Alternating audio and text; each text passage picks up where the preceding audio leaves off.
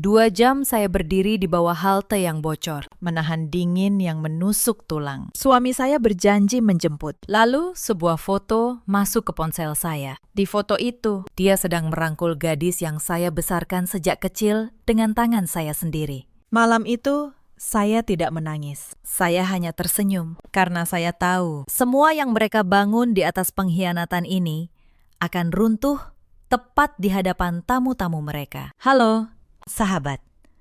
Selamat datang kembali di channel ini. Sebelum kita masuk ke kisah malam yang mengubah seluruh hidup saya, tuliskan dulu dari kota mana kalian menonton. Dan kalau cerita ini menyentuh hati kalian, dukung dengan like dan subscribe, supaya kami terus semangat menghadirkan kisah-kisah yang lebih dalam lagi. Nama saya Dila Anjani. Saya 34 tahun. Saya bekerja sebagai akuntan sekaligus pemegang sertifikasi hukum internal di sebuah perusahaan properti di kawasan Sudirman. Sudah 6 tahun saya menikah. Sudah lebih lama dari itu saya hidup dengan satu prinsip sederhana. Kalau saya menyayangi seseorang, saya akan menyayanginya sepenuh hati. Itulah kelemahan terbesar saya. Saya tinggal di sebuah rumah 2 lantai di kawasan BSD. Rumah itu kami beli dengan susah payah di tahun pertama pernikahan. Sebagian besar cicilannya dibayar dari gaji saya. Tapi saat itu saya tidak pernah mempersoalkan siapa yang membayar apa. Bagi saya, rumah itu adalah rumah kami berdua. Tempat di mana saya membayangkan akan menua bersama suami saya, Reza Mahendra, 39 tahun. Seorang manajer di sebuah perusahaan distribusi. Pria yang dulu menatap saya seolah saya adalah satu-satunya perempuan di dunia. Pria yang berjanji di hadapan penghulu bahwa dia akan melindungi saya dalam keadaan apapun. Saya percaya janji itu. Saya percaya sepenuhnya. Sampai malam di halte itu. Tapi sebelum saya menceritakan malam itu, kalian harus tahu tentang Fania. Fania adalah anak dari kakak perempuan saya. Kakak saya meninggal saat Fania masih kecil. Ayahnya sudah lama pergi entah kemana. Maka saya yang mengambilnya. Saya yang menyekolahkannya. Saya yang menungguinya saat dia demam tengah malam. Saya yang menabung untuk masa depannya. Selama bertahun-tahun, saya menganggap Fania seperti anak saya sendiri. Setahun lalu, Fania lulus sekolah. Dia bilang ingin kuliah di kota. Maka saya membawanya tinggal bersama kami di rumah BSD. Saya pikir itu hal yang wajar. Dia keluarga saya. Reza juga tidak keberatan. Bahkan, Reza terlihat sangat ramah padanya. Terlalu ramah sebenarnya. Tapi saat itu, saya tidak menyadarinya. Kalau saya jujur pada diri sendiri, pernikahan kami sebenarnya sudah retak jauh sebelum Fania datang. 2 tahun terakhir, Reza berubah. Dia jarang pulang tepat waktu. Dia jadi mudah marah karena hal-hal kecil. Saya pikir itu karena tekanan pekerjaan. Saya mencoba menjadi istri yang lebih pengertian. Saya mengurangi waktu kerja saya. Saya lebih banyak di rumah. Saya berusaha membuat suasana rumah senyaman mungkin untuknya. Tapi semakin saya berusaha, semakin dia menjauh. Saya ingat suatu malam saya memasak makanan kesukaannya, menunggu sampai larut.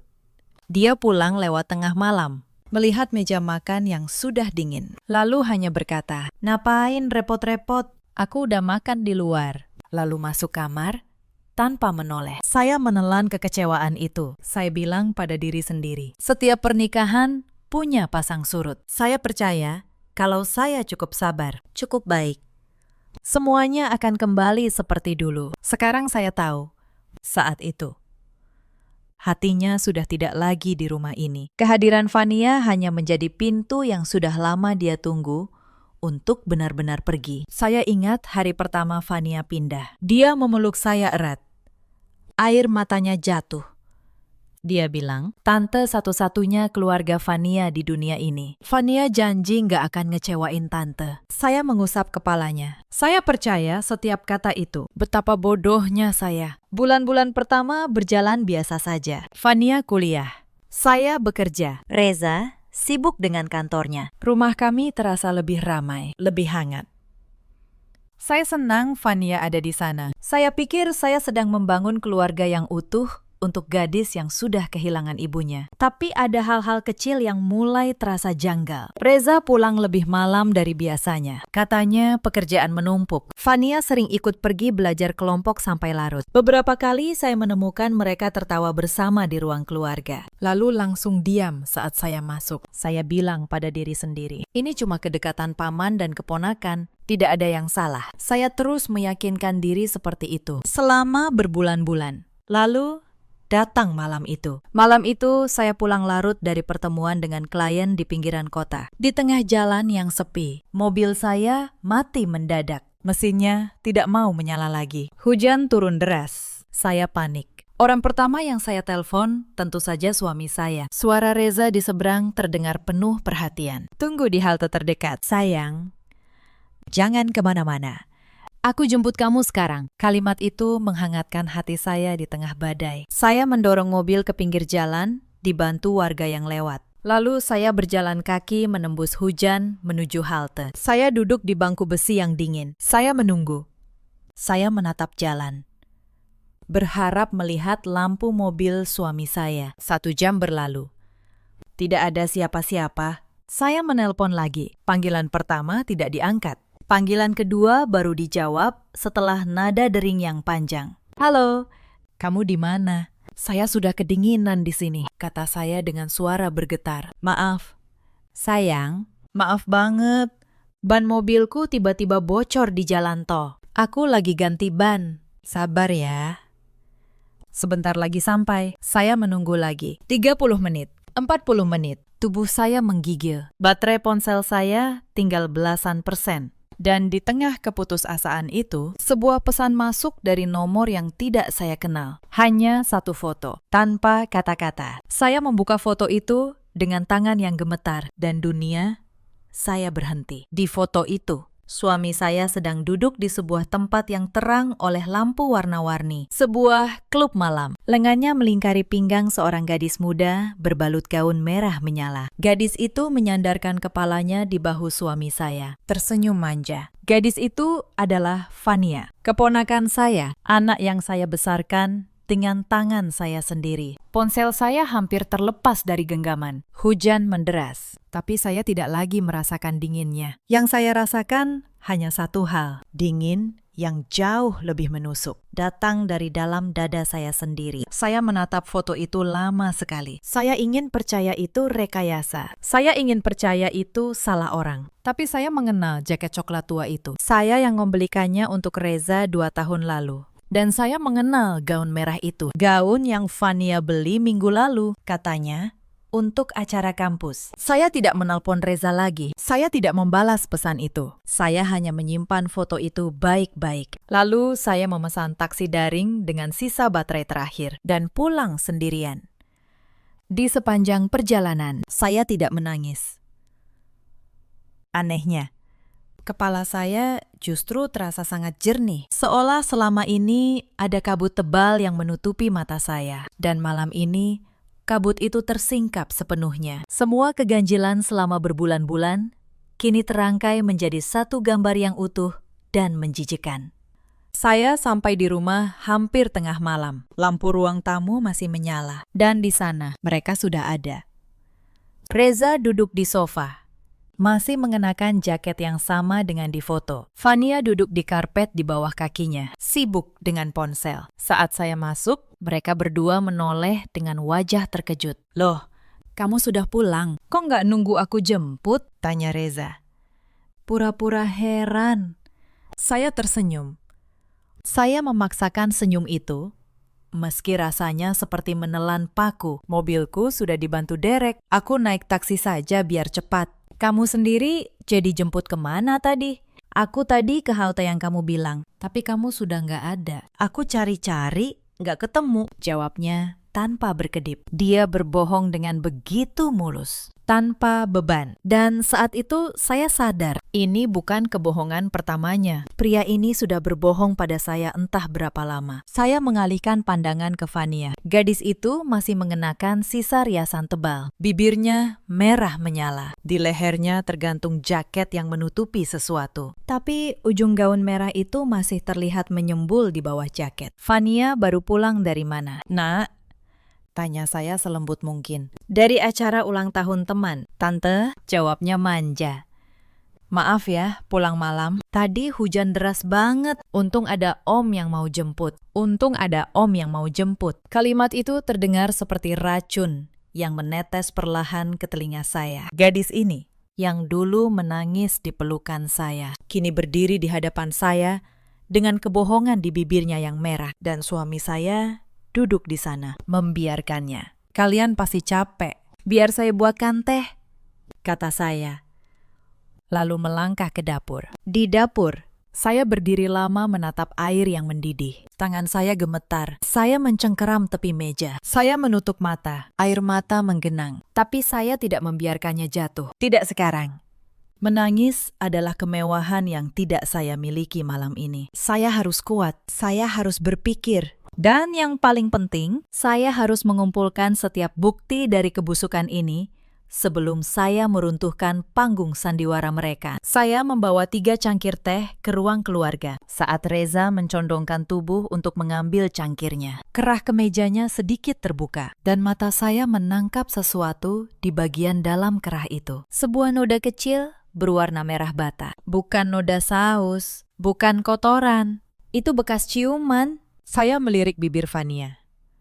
Lipstik merah bata yang sama persis. Perut saya terasa diaduk. Rasa mual naik sampai ke tenggorokan. Mereka baru saja bermesraan di tempat itu, lalu pulang ke rumah saya dan duduk di hadapan saya seolah mereka paman dan keponakan paling suci di dunia. Tehnya enak.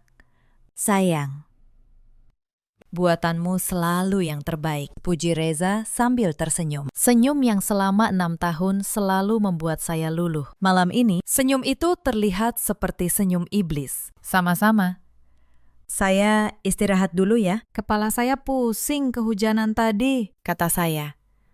Saya berdiri dan masuk ke kamar tanpa menunggu jawaban. Saya tidak sanggup berada di ruangan yang sama dengan mereka lebih lama lagi. Saya mengunci pintu, mematikan lampu, dan berbaring di kegelapan. Saat itulah saya membiarkan air mata jatuh tanpa suara. Sebanyak-banyaknya, saya menangisi 6 tahun yang ternyata palsu. Saya menangisi gadis kecil yang dulu saya peluk, yang kini mengkhianati saya. Saya menangisi diri saya sendiri yang begitu bodoh. Lalu, saat air mata itu habis, sesuatu di dalam diri saya mengeras menjadi es. Esok paginya, saya bangun lebih awal. Saya memasak sarapan seperti biasa. Saya menyapa Reza dengan senyum. Saya bertanya pada Fania, apakah dia sudah mengerjakan tugas kuliahnya? Saya berperan menjadi istri dan tante yang sama seperti kemarin. Karena saya tahu satu hal, selama mereka mengira saya tidak tahu apa-apa, saya punya keuntungan. Saya bisa melihat, saya bisa mendengar, saya bisa mengumpulkan. Begitu mereka tahu saya curiga, mereka akan menutup semuanya rapat-rapat. Maka saya memilih diam. Saya memilih menjadi perempuan bodoh di mata mereka. Itulah keputusan paling cerdas yang pernah saya buat. Hari-hari berikutnya,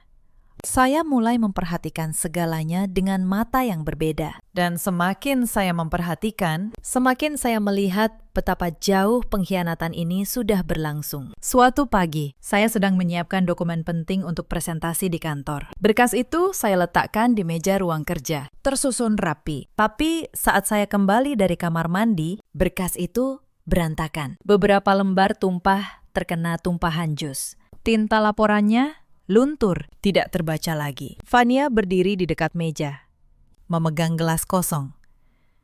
Aduh, maaf ya. Tante, Fania nggak sengaja. Tangan Fania kepleset.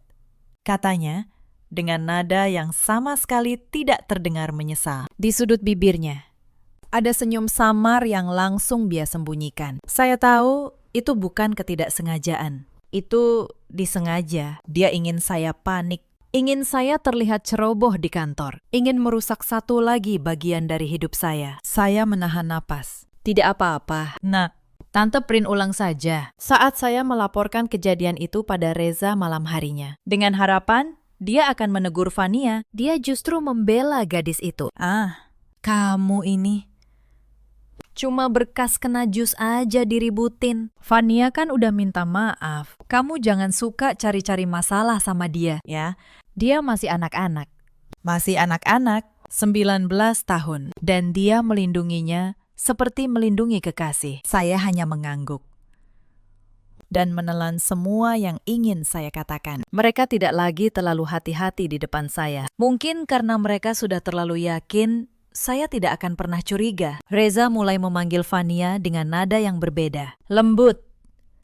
Hampir mendayu. Suatu sore, saya mendengar dia berkata dari ruang keluarga. Sayang, kamu mau makan apa? Biar Om pesankan. Sayang. Dia memanggil keponakan saya dengan sebutan yang sama yang dia gunakan untuk saya. Saya berdiri di ambang pintu dapur, menahan napas.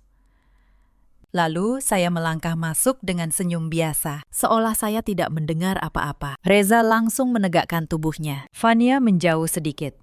Pemandangan yang dulu akan saya anggap wajar, kini terlihat seperti adegan yang sangat kotor. Suatu akhir pekan, Fania mengundang beberapa teman kuliahnya ke rumah. Saya menyiapkan makanan untuk mereka, seperti yang selalu saya lakukan. Saat saya membawa nampan berisi kue ke ruang tamu, saya tidak sengaja mendengar Fania berbicara pada teman-temannya. Itu tante aku, katanya sambil terkikik. Kasihan. Ya, suaminya aja udah gak peduli lagi sama dia. Sekarang, dia tinggal numpang di rumah ini doang. Untung Om baik, masih mau nampung. Teman-temannya tertawa pelan. Numpang di rumah ini. Gadis itu mengatakannya dengan begitu enteng. Padahal rumah ini setiap batanya dibayar dengan keringat saya. Padahal gadis itu sendiri yang menumpang, yang saya beri makan, saya beri tempat tinggal, saya beri masa depan. Saya meletakkan nampan dengan tenang. Saya tersenyum pada teman-temannya. Silakan dimakan, ya, masih hangat. Lalu saya kembali ke dapur tanpa berkata apa-apa. Tapi di dapur, saya menuliskan tanggal hari itu di sebuah buku kecil. Saya mulai mencatat setiap penghinaan, setiap kebohongan, setiap luka. Saya tidak akan melupakan satu pun. Beberapa hari kemudian, terjadi sesuatu yang membuat saya benar-benar paham bahwa mereka tidak hanya mengkhianati saya. Mereka ingin menyingkirkan saya. Malam itu, saya sedang menyiapkan makan malam. Kepala saya memang sedang pusing, dan saya tidak banyak bicara. Saya mendengar Fania berbisik pada Reza di ruang sebelah.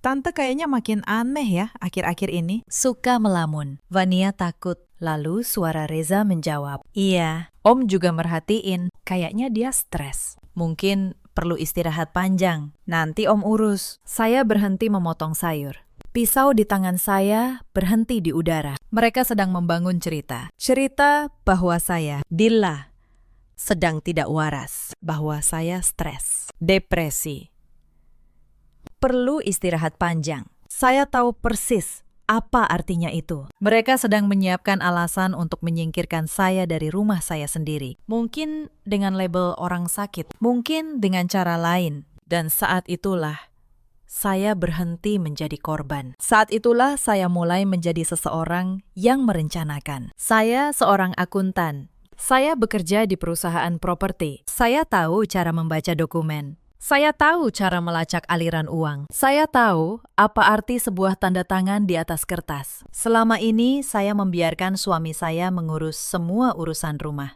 semua surat-surat, semua keuangan keluarga. Bukan karena saya tidak bisa, tapi karena saya percaya. Malam itu, saya berhenti percaya. Dan saya mulai bekerja. Saat seluruh rumah sudah terlelap, saya menyalakan laptop di kamar. Saya memasang earphone agar tidak ada suara yang bocor. Lalu, saya mulai menelusuri rekening bersama kami. Mutasi kartu kredit Reza. Riwayat transaksi yang selama ini tidak pernah saya periksa. Apa yang saya temukan membuat tangan saya dingin. Selama 6 bulan terakhir, ada pengeluaran rutin yang tidak pernah saya ketahui. Pembayaran hotel, restoran mahal, butik, sebuah toko perhiasan. Semua dengan tanggal yang bisa saya cocokkan dengan malam-malam Reza pulang larut. Dan jumlahnya tidak kecil. Puluhan juta rupiah mengalir keluar dari tabungan yang seharusnya kami simpan untuk masa depan. Saya mencatat semuanya. Saya memotret setiap layar. Saya menyimpannya di tempat yang tidak akan pernah mereka temukan. Yang membuat dada saya semakin sesak adalah bagaimana mereka melakukannya tepat di depan mata saya. Suatu hari, Fania pulang dengan sebuah tas tangan bermerek mahal. Tas yang harganya mungkin setara dengan gaji saya selama 2 bulan. Dia memamerkannya pada saya dengan bangga. Lihat, Tante, bagus. Kan? Hadiah dari Om. Katanya Fania, pantas dapat yang bagus-bagus. Hadiah dari Om, dibeli dengan uang dari rekening kami. Uang yang saya kira kami tabung untuk masa depan. Reza tidak pernah sekalipun membelikan saya sesuatu seperti itu dalam 2 tahun terakhir. Tapi untuk gadis ini, dia tidak segan menghabiskan apapun. Saya tersenyum dan memuji tas itu. Di dalam hati, saya menambahkan 1 lagi baris ke dalam daftar yang saya simpan. Setiap rupiah yang mereka hambur-hamburkan adalah 1 paku lagi di peti mati rencana mereka sendiri. Tapi itu baru permulaan. Seminggu setelah saya menemukan aliran uang itu, Reza melakukan sesuatu yang hampir membuat saya kehilangan ketenangan. Suatu malam, dia masuk ke kamar dengan map coklat di tangan dan senyum yang dia buat semanis mungkin. Sayang, ada yang mau aku omongin, katanya. Duduk di tepi ranjang. Kamu kan akhir-akhir ini sering capek, sering pusing. Aku khawatir. Gimana kalau urusan keuangan keluarga, aku yang pegang semua. Biar kamu nggak kepikiran. Tinggal tanda tangan di sini. Kamu kasih kuasa ke aku buat nurus rekening sama aset kita. Dia menyodorkan map itu. Di dalamnya ada surat kuasa. Surat yang, kalau saya tanda tangani, akan memberinya kendali penuh atas seluruh harta kami. Termasuk mungkin rumah ini. Kalau dia berhasil meyakinkan saya menyerahkan dokumen. Saya menatap kertas itu. Lalu, saya menatap suami saya. Wajahnya begitu penuh perhatian. Begitu meyakinkan. Persis seperti suaranya di telepon malam di halte itu. Saya hampir tertawa. Mereka benar-benar sudah menyusun rencana sampai ke detail terakhir. Pertama, mereka ingin saya percaya bahwa saya sakit. Lalu, mereka ingin saya menyerahkan semua harta. Setelah itu, menyingkirkan saya akan menjadi semudah membuang sampah. Aku pikir-pikir dulu ya, Mas, kata saya pelan. Ini soal penting. Aku mau baca-baca dulu. Senyum Reza sedikit memudar. Tapi, dia mengangguk. Ya. Jangan lama-lama, biar cepat beres. Malam itu, setelah dia tidur, saya memfotokopi surat kuasa itu sebagai bukti. Lalu, saya kembalikan yang asli ke mapnya dan tidak pernah menandatanganinya. Mereka mengira saya sedang mempertimbangkan, padahal saya sedang menghitung mundur. Beberapa hari kemudian, saya mendapat bantuan dari arah yang tidak saya duga. Bu Sari adalah asisten rumah tangga kami. Wanita parubaya yang sudah bekerja di rumah kami sejak tahun pertama pernikahan. Suatu pagi, saat Reza dan Fania sudah pergi, Bu Sari mendekati saya dengan wajah gelisah. Tangannya memegang sebuah ponsel lama. Budila, katanya pelan. Saya minta maaf. Saya sebenarnya sudah lama mau cerita. Tapi saya takut. Saya menatapnya. Cerita apa? Bu Sari. Wanita itu menarik napas panjang. Selama ibu kerja, saya yang di rumah. Saya lihat banyak hal yang gak pantas. Pak Reza sama Mbak Fania. Mereka gak seperti paman dan keponakan. Bu, saya beberapa kali merekam. Saya simpan. Saya cuma gak tahu harus kasih ke siapa. Tangan saya gemetar saat menerima ponsel itu. Di dalamnya ada beberapa rekaman pendek. Suara dari ruang keluarga. Suara dari kamar. Kata-kata yang tidak mungkin diucapkan seorang paman pada keponakannya. Janji-janji. Rencana. Dan di salah satu rekaman, saya mendengar suara Reza yang jelas. Sabar ya, sayang. Sebentar lagi si Dila kita urus. Begitu dia keluar dari rumah ini, semua jadi milik kita berdua. Si Dila kita urus. Saya menggenggam ponsel itu erat-erat. Saya menatap Bu Sari. Dan untuk pertama kalinya dalam berhari-hari, saya merasa tidak sendirian. Terima kasih, Bu Sari, kata saya. Ibu sudah menyelamatkan saya. Tolong, jangan beritahu siapapun dan tetap bekerja seperti biasa. Sebentar lagi semuanya akan selesai. Bu Sari mengangguk, ada air mata di matanya. Saya kasihan sama ibu. Ibu orang baik, gak pantas diperlakukan begini. Sejak hari itu, Mereka semakin tidak peduli pada perasaan saya. Suatu malam, saat makan malam, saya datang ke meja seperti biasa. Tapi kursi saya, kursi yang selama 6 tahun selalu menjadi tempat saya duduk di samping Reza, sudah diduduki oleh Fania. Gadis itu menatap saya dengan tatapan menantang, lalu tersenyum manis.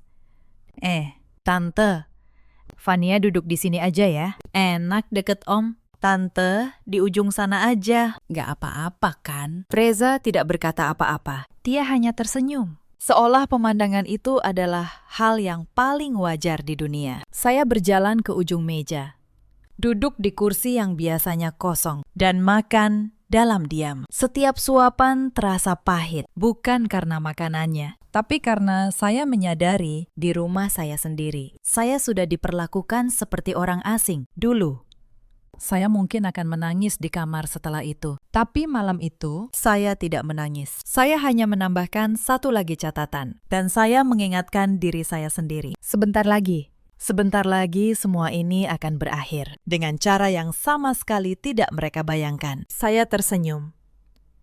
Tapi di dalam hati, saya tidak lagi memikirkan kesedihan. Saya memikirkan langkah berikutnya. Saya punya bukti perselingkuhan. Saya punya bukti aliran uang. Saya punya rekaman niat mereka untuk menyingkirkan saya. Tapi semua itu belum cukup. Saya tidak ingin sekadar membuat mereka malu. Saya ingin mereka kehilangan segalanya. Persis seperti mereka berniat membuat saya kehilangan segalanya. Tapi sebelum saya sampai ke sana, terjadi satu malam yang hampir membuat rencana saya berantakan. Malam itu, saat makan malam, saya merasa tidak enak badan. Kepala saya pusing berat dan mata saya berkunang-kunang. Saya berdiri dari kursi dan tiba-tiba dunia berputar. Saya berpegangan pada meja agar tidak jatuh. Reza langsung berdiri.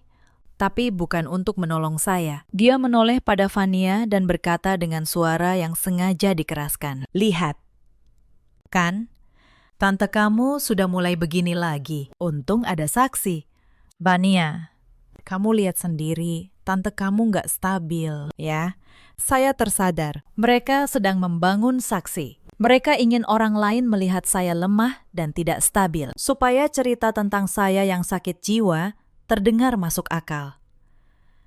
Bahkan rasa pusing saya pun mereka manfaatkan. Belakangan, Bu Sari diam-diam memberitahu saya sesuatu yang membuat bulu kuduk saya berdiri. Dia melihat Fania beberapa kali menambahkan sesuatu ke dalam teh yang biasa saya minum sebelum tidur. Bu Sari tidak tahu itu apa, tapi sejak saat itu saya berhenti meminum teh apapun yang tidak saya buat sendiri. Dan ajaibnya, rasa pusing yang tiba-tiba itu pun perlahan menghilang. Saya tidak ingin menebak-nebak terlalu jauh. Tapi satu hal jadi semakin jelas. Mereka tidak akan berhenti sampai saya benar-benar tersingkir. Dan itu membuat saya semakin yakin. Saya harus bergerak lebih cepat. Maka saya menelusuri satu hal terakhir. Hal yang selama ini saya anggap sudah jelas. Tapi tidak pernah saya periksa sendiri. Rumah kami. Sebagai akuntan di perusahaan properti, saya tahu betul betapa pentingnya satu lembar dokumen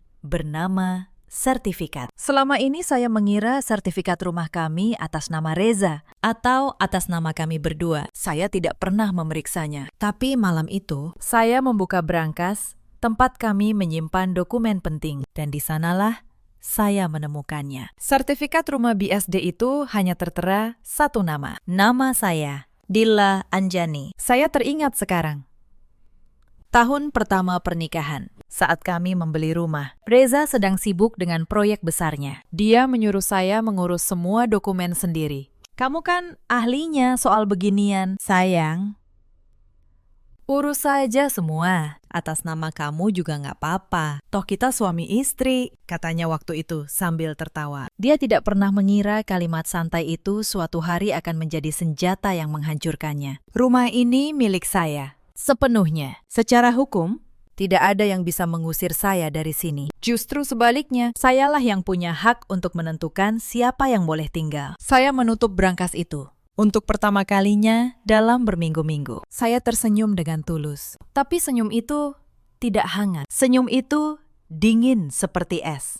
Sekarang saya punya segalanya yang saya butuhkan. Saya hanya perlu menunggu panggung yang tepat. Dan tanpa saya duga, mereka sendiri yang menyiapkan panggung itu untuk saya. Beberapa hari kemudian, saat makan malam, Fania mengumumkan sesuatu dengan suara berbinar. Tante, bulan depan Fania ulang tahun ke-19. Fania pengen acara yang spesial. Boleh kan?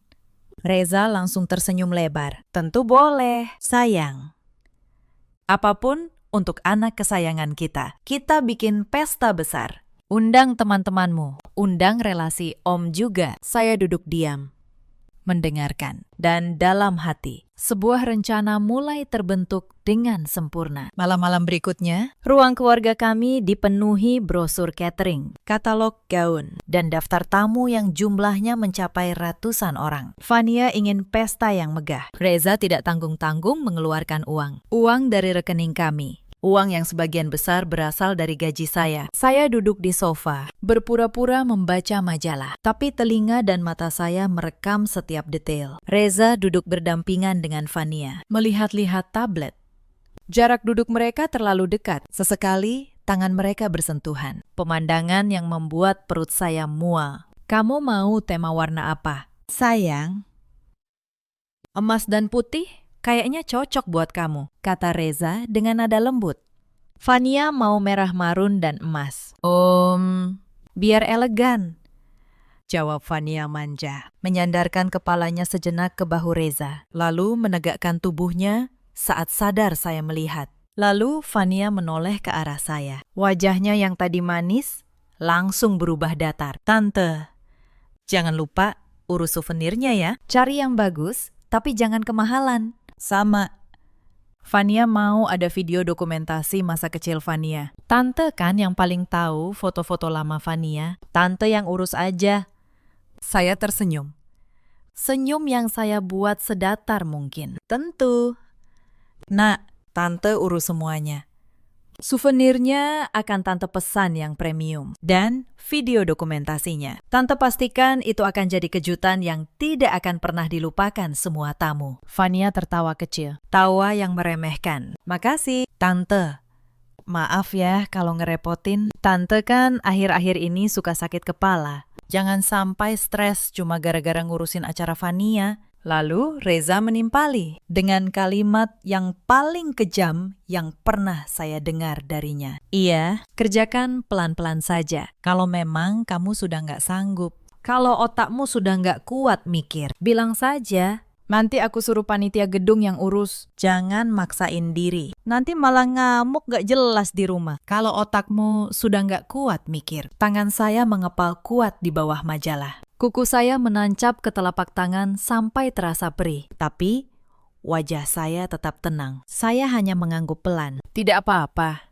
Saya masih sanggup. Saya ingin memberikan yang terbaik untuk pesta keponakan kita. Ini akan jadi karya terakhir saya yang paling istimewa. Mereka tidak menyadari penekanan pada kata terakhir. Reza melambaikan tangan, menyuruh saya kembali ke kamar karena merasa terganggu oleh kehadiran saya. Saya berdiri dan melangkah pergi, meninggalkan mereka yang kembali asik membahas kue tart bertingkat 5. Begitu pintu kamar tertutup, senyum patuh di wajah saya lenyap seketika, tergantikan oleh tatapan sedingin es. Mereka memberi saya tugas mengurus video dokumentasi. Mereka memberi saya panggung. Mereka memberi saya layar besar di depan ratusan tamu dan kepercayaan penuh untuk menayangkan apapun yang saya mau. Mereka baru saja menyerahkan senjata pemusnah mereka sendiri ke tangan saya. Selama 2 minggu berikutnya, saya bekerja dengan ketekunan yang belum pernah saya miliki seumur hidup. Di siang hari, saya menjadi tante yang patuh. Saya memesan souvenir. Saya mencoba dekorasi. Saya mengangguk pada setiap permintaan Fania. Di malam hari, saya menjadi orang lain. Saya menyusun semuanya. Foto-foto pesan dari ponsel yang diberikan Bu Sari. Rekaman suara Reza yang mengatakan akan mengurus saya. Mutasi rekening yang menunjukkan puluhan juta mengalir ke hotel dan butik. Tagihan kartu kredit dan foto malam itu. Suami saya merangkul Fania di klub malam. Saya merangkainya menjadi satu video. Rapi. Berurutan. Tidak ada yang bisa dibantah. Saya menamainya dokumentasi spesial. Lalu saya menyimpannya, siap diputar di layar besar pada hari pesta. Lalu, saya melakukan satu hal terakhir. Saya menemui Pak Hendra, seorang notaris yang juga sahabat lama saya. Saya membawa sertifikat rumah, bukti-bukti keuangan, dan rekaman niat jahat mereka. Saya menyiapkan semua dokumen hukum yang saya butuhkan, surat pernyataan kepemilikan, surat pengosongan rumah, dan saya mulai menyusun gugatan perceraian, lengkap dengan bukti perselingkuhan. Kamu yakin? Dilla, tanya Pak Hendra. Begitu, ini jalan. Tidak ada jalan kembali. Saya tidak pernah seyakin ini seumur hidup saya, jawab saya. Hari pesta pun tiba.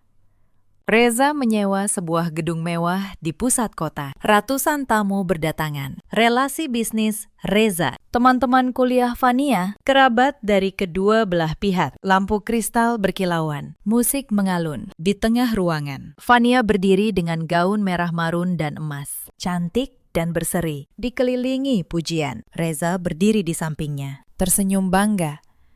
Tangannya sesekali menyentuh punggung Fania, dengan cara yang seharusnya tidak dilakukan seorang paman. Saya berdiri di sudut ruangan, mengenakan gaun sederhana berwarna gelap. Tidak ada yang memperhatikan saya. Saya hanya tante yang mengurus acara, persis seperti yang mereka inginkan. Acara berjalan lancar. Sambutan demi sambutan. Lalu, tibalah saatnya yang sudah saya tunggu. Pembawa acara mengumumkan. Dan sekarang, sebuah persembahan spesial untuk Fania. Video dokumentasi yang disiapkan oleh tante tercinta, Ibu Dilla. Ratusan pasang mata berpaling ke layar besar di depan ruangan. Reza tersenyum. Fania bertepuk tangan dengan manja. Mereka mengira akan melihat foto-foto masa kecil yang mengharukan. Saya berjalan ke depan. Saya mengambil mikrofon. Tangan saya tidak gemetar sama sekali. Selamat malam, semuanya, kata saya dengan suara yang tenang dan jelas. Terima kasih sudah hadir. Sebelum video diputar, izinkan saya mengatakan beberapa hal karena saya yakin malam ini akan menjadi malam yang tidak akan pernah kalian lupakan. Saya memberi isyarat. Lampu meredup, layar menyala. Foto pertama muncul. Bukan foto masa kecil Fania. Itu adalah foto suami saya merangkul Fania di klub malam. Lengannya melingkari pinggang gadis itu. Ruangan langsung hening. Lalu mulai terdengar bisikan-bisikan. Wajah Reza memucat. Fania berdiri kaku. Foto berikutnya. Tangkapan layar percakapan mesra. Lalu mutasi rekening. Puluhan juta mengalir ke hotel. Lalu rekaman suara mulai diputar. Menggema di seluruh ruangan. Suara Reza jelas dan tidak terbantahkan. Sabar ya, sayang. Sebentar lagi si Dilla kita urus. Begitu dia keluar dari rumah ini, semua jadi milik kita berdua. Ruangan meledak. Tamu-tamu berbisik panik. Beberapa berdiri. Relasi bisnis Reza saling pandang dengan wajah jijik. Fania menutup mulutnya. Air matanya mulai jatuh. Tapi kali ini bukan air mata manja. Itu air mata ketakutan. Reza melangkah maju. Wajahnya merah padam. Dilla, apa-apaan ini? Matikan. Saya menatapnya dengan tenang. Kenapa, Mas? Bukankah kamu yang bilang otak saya sudah tidak kuat berpikir? Tapi lihat, otak saya cukup kuat untuk menyusun semua ini, kan?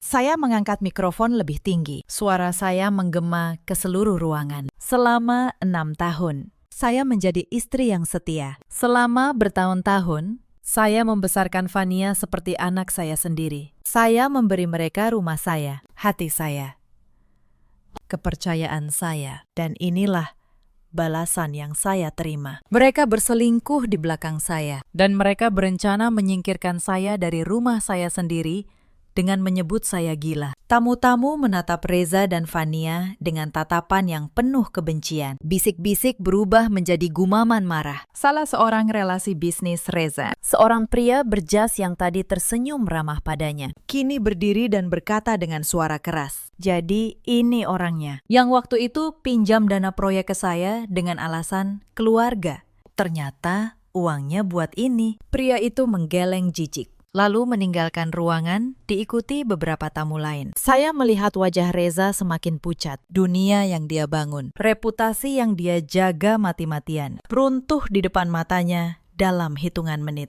Tapi ada satu hal yang mereka lupa. Lanjut saya. Saya mengeluarkan sebuah map dari tas saya. Rumah yang selama ini mereka tinggali. Rumah yang mereka rencanakan untuk mereka kuasai berdua. Sertifikatnya hanya tertera satu nama. Nama saya. Wajah Reza benar-benar runtuh. Dia tahu apa artinya itu. Mulai hari ini, kalian berdua tidak punya tempat tinggal lagi. Dan Mas Reza, surat gugatan cerai sudah saya siapkan, lengkap dengan semua bukti yang baru saja kalian saksikan. Saya menyerahkan map itu pada Pak Hendra yang berdiri di dekat saya. Dia melangkah maju, menyerahkan dokumen resmi pada Reza di hadapan ratusan saksi. Fania jatuh berlutut, menangis histeris. Tante, maafin Fania. Fania hilaf. Tante kan sayang sama Fania. Saya menatapnya. Gadis yang dulu saya peluk saat dia menangis. Gadis yang saya besarkan, saya sekolahkan. Saya cintai seperti darah daging saya sendiri. Dulu saya sayang sama kamu. Fania, kata saya pelan. Lebih dari apapun. Tapi kamu mengambil semua kebaikan saya. Lalu kamu injak-injak. Sekarang kamu bukan keponakan saya lagi. Kamu hanya seseorang yang saya kenal. Saya berbalik dan berjalan keluar dari ruangan itu. Di tengah keheningan dan ratusan mata yang memandang. Saya tidak menoleh ke belakang sekalipun. Apa yang terjadi setelah malam itu terjadi dengan sangat cepat. Skandal itu menyebar ke seluruh relasi bisnis Reza dalam hitungan hari. Perusahaan tempatnya bekerja yang sangat menjaga citra langsung memecatnya karena dianggap mencoreng nama baik. Dalam waktu kurang dari seminggu, Reza jatuh dari seorang manajer menjadi pengangguran. Dan utang yang dia tumpuk untuk membiayai gaya hidup mewahnya bersama Fania mulai menagih. Proses perceraian kami berjalan cepat. Reza tidak banyak melawan. Dia tidak punya apa-apa lagi untuk dilawankan. Bukti-buktinya terlalu kuat. Hakim mengetuk palu. Rumah B SD resmi menjadi milik saya sepenuhnya, sesuai sertifikat. Saya memenangkan segalanya. Hak milik, harga diri, dan yang paling penting, kebebasan saya. Di hari terakhir persidangan, Reza sempat menemui saya di lorong pengadilan. Wajahnya kuyu, jasnya kusut. Dia yang dulu begitu angkuh, kini menunduk. Dila, katanya serak. Aku hilaf, tolong. Kasih aku kesempatan. Aku nggak punya apa-apa lagi sekarang. Saya menatapnya. Tidak ada lagi kemarahan di hati saya. Yang ada hanya rasa kosong. Lalu, rasa lega. Kamu masih punya satu hal. Mas, kata saya. Pelajaran. Sayangnya, kamu membayarnya dengan harga yang sangat mahal. Lalu, saya berjalan pergi. Meninggalkannya berdiri sendirian di lorong itu. Fania menghilang entah kemana. Kabar terakhir yang saya dengar, dia putus dari Reza tak lama setelah Reza kehilangan pekerjaan dan uangnya. Ternyata yang dia cintai bukan Reza. Yang dia cintai adalah uang dan kenyamanan yang bisa Reza berikan. Begitu semua itu hilang. Dia pun pergi. 3 bulan berlalu sejak malam yang mengubah seluruh hidup saya. Hari ini, cuaca cerah. Saya berdiri di depan cermin di apartemen baru saya yang bersih dan terang. Saya memutuskan untuk menjual rumah BSD itu. Dindingnya menyimpan terlalu banyak kenangan kotor. Uang hasil penjualannya saya gunakan untuk membeli sebuah ruko kecil di pusat kota. Saya akan memulai bisnis catering, sesuatu yang selalu ingin saya lakukan, tapi selalu dilarang Reza karena dianggap tidak selevel dengan jabatannya. Sekarang, tidak ada lagi yang bisa melarang saya. Bu Sari pun ikut bersama saya, menjadi tangan kanan saya di dapur. Kami memulai dari nol, dari pesanan kecil tetangga, lalu perlahan berkembang. Untuk pertama kalinya dalam bertahun-tahun, saya bangun pagi dengan semangat, bukan dengan beban. Saya mengenakan setelan kerja yang rapi. Wajah saya terlihat jauh lebih segar dibandingkan saat saya masih terjebak dalam pernikahan beracun itu. Tidak ada lagi lingkaran hitam di bawah mata. Tidak ada lagi bahu yang membungkuk menanggung beban pengkhianatan. Saat saya hendak keluar, Ponsel saya bergetar. Sebuah notifikasi berita lokal muncul. Judulnya membuat langkah saya terhenti sejenak. Seorang pria parubaya ditemukan babak belur dianiaya penagih utang di sebuah rumah kontrakan kumuh. Ada foto kecil, meski wajahnya tertutup memar. Saya mengenali jaket coklat tua lusuh itu. Jaket yang dulu saya belikan. Itu adalah mantan suami saya. Pria yang dulu dengan angkuh merencanakan membuang saya dengan label orang gila. Saya mematikan layar ponsel tanpa membaca lebih lanjut. Rasa iba sama sekali tidak terlintas di hati saya. Semua manusia pada akhirnya akan menuai apa yang mereka tanam. Dia menanam pengkhianatan dan kebohongan. Maka panen yang dia terima adalah kehancuran. Saya melangkah keluar, mengunci pintu apartemen, dan berjalan menuju lift. Saat pintu lift tertutup, saya melihat bayangan diri saya di permukaan logamnya. Seorang perempuan yang tersenyum tenang. Saya bukan lagi perempuan bodoh yang menunggu di halte sepi di tengah hujan. Saya bukan lagi tante yang kebaikannya bisa diinjak-injak. Saya adalah seorang penyintas yang berhasil membangun kembali hidupnya dari puing-puing pengkhianatan. Cerita ini mengajarkan kita banyak hal. Jangan pernah menukar kesetiaan dengan nafsu sesaat, dan jangan pernah meremehkan